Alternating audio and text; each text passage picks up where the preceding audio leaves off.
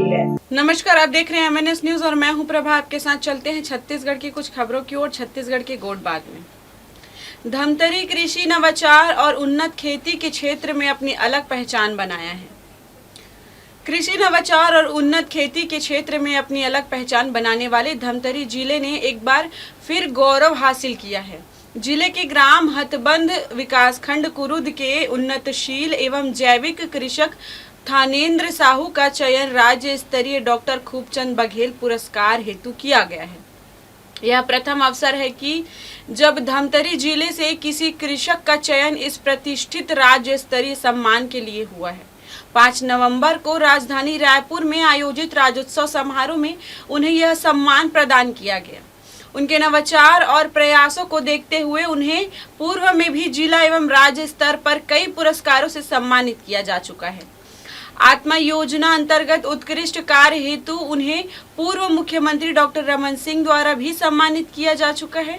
जैविक खेती के क्षेत्र में श्री थानेंद्र साहू का योगदान धमतरी ही नहीं बल्कि पूरे प्रदेश में कृषकों के लिए प्रेरणा स्रोत है।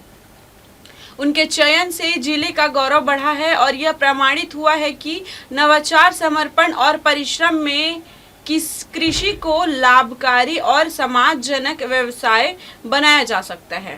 कृषि नवाचार और उन्नत खेती के क्षेत्र में अपनी अलग पहचान बनाने वाले धमतरी जिले के श्री थानेंद्र साहू को इस बार डॉक्टर खूबचंद बघेल कृषक रत्न पुरस्कार दिया गया है।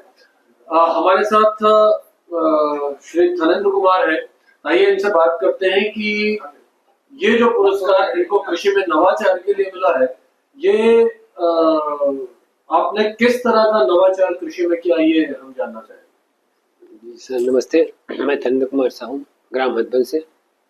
सर, मैं 2012 से लगत कृषि के क्षेत्र में कार्य कर रहा हूँ और चूंकि किसान जो एक समय में ही काम करते हैं, तो मैं कम उम्र में ही मतलब खेती के प्रति मेरा रुझान और रुचि बढ़ा है।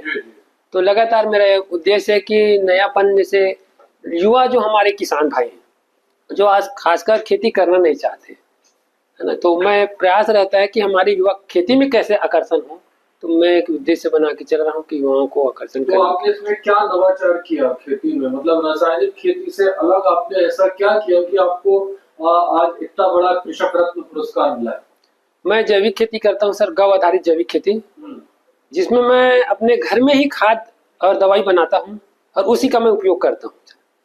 तो इसमें जिस तरह से हमने सुना है, एक किसान थे, प्रगतिशील किसान थे, उनका मैंने इंटरव्यू किया था, तो उसमें उन्होंने black rice, green rice, red rice, इस तरह की मुझे कुछ किस्में दिखाई थी और वो पूरी तरह से जो है वो ऑर्गेनिक खेती थी। तो क्या ऐसा भी कुछ आप कर रहे हैं?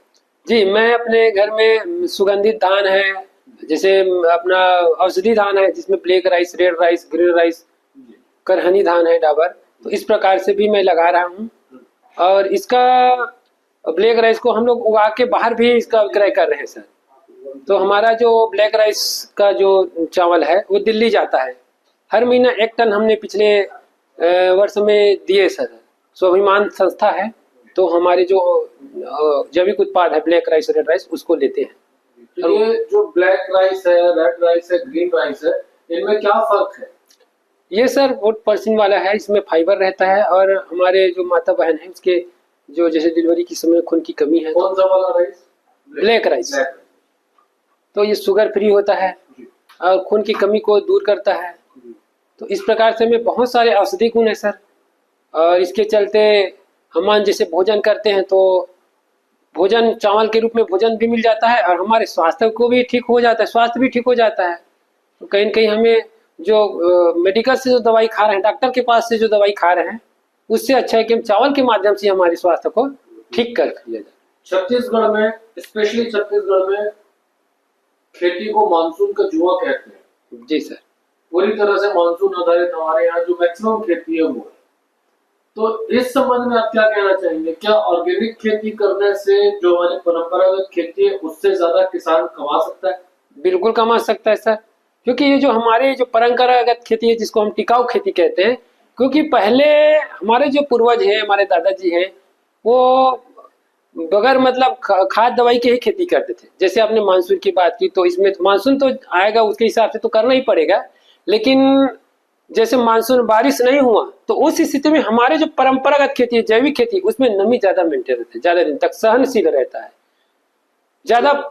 क्या आप इस दिशा में कुछ काम कर रहे हैं क्या कि कम पानी में भी जो अच्छी फसल दे सके, ऐसा कुछ बीज वगैरह का भी आप कुछ कर रहे हैं क्या, या उस दिशा में कोई काम कर रहे हैं क्या? अब कम पानी में पकने वाला भी हमारे पास धान है सर, असम का वेराइटी है, तो उसको हम लोग लगाए, हमारे आदरणीय भानगे सर जी दिए हैं जी, और उसको हम बढ़ा रहे हैं, बीज संरक्षण के रूप में हम एक काम कर रहे हैं सर उसमें। जी, तो अभी आप कितने एरिया में खेती करते हैं?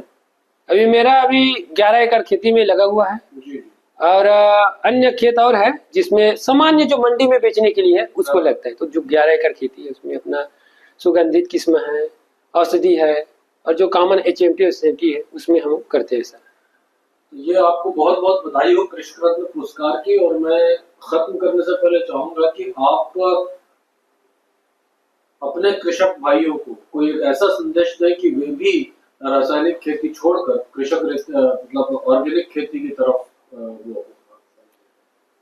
इसमें सर मैं यही कहना चाहूंगा, मेरा किसान भाइयों को संदेश रहेगा कि हमारा जो गौ आधारित खेती है, हमारे पास गाय है, तो अगर हम गौ आधारित खेती करेंगे तो हमें बाजार के ऊपर निर्भर नहीं रहना पड़ेगा। हमारा जो पैसा बाहर जा रहा है वो पैसा बचेगा और शुद्ध हमारे खाने के लिए अनाज हमको मिलेगा, जिससे हमारी स्वास्थ्य जो गंवाई जा रहा है उससे हम स्वास्थ्य से भी बचत होगी। अच्छा, इसमें मैं चलते चलते एक क्वेश्चन और पूछना चाह रहा हूँ, भूल गया था कि ये जो गौ आधारित खेती आप कर रहे हैं, ऑर्गेनिक खेती कर रहे हैं, इसमें आपको जिला प्रशासन का कितना सहयोग मिला है? इसमें मेरा कृषि विभाग, जिला प्रशासन का ही पूरा विशेष योगदान और सहयोग मिला है सर। उसी के वजह से ही आज मैं यहाँ तक पहुँचा हूँ। तो मैं बहुत बहुत धन्यवाद देना चाहता हूँ हमारे कृषि विभाग के अधिकारी को, जिला प्रशासन को और समस्त उस किसान भाइयों को, जो एक मेरा सम्मान नहीं, ये पूरे किसानों का सम्मान है जो मुझे इस स्थान पर पहुँचा दिया है सर। Thank you. हाय, मैं हूँ तापसी पन्नू और आप देख रहे हैं MNS न्यूज। आप देख रहे हैं MNS न्यूज, सच जरूरी।